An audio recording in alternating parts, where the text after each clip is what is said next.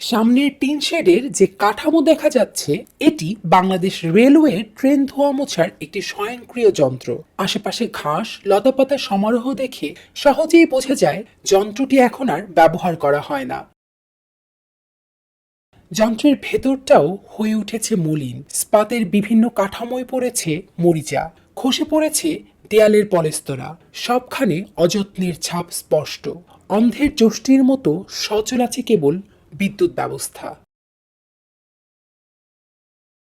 যখন সচল ছিল তখন এই রেল লাইনের উপর দিয়ে যন্ত্রের ভেতর প্রবেশ করানো হতো ট্রেন।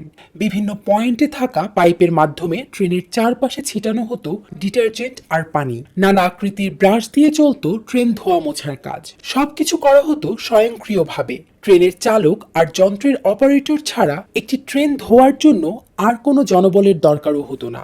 ধোয়া মোছা শেষে বিশেষ এই ফ্যানের মাধ্যমে ভেজা ট্রেনগুলো শুকিয়ে নেওয়া হতো। চালুর ২০ মাসের মাথায় বন্ধ হয়ে গেছে ট্রেন ধোয়ার এই স্বয়ংক্রিয় যন্ত্র। রেলের কর্তারা জানিয়েছেন ওয়াশিং প্ল্যান্টটি পুনরায় চালু করতে আরও বিনিয়োগ দরকার।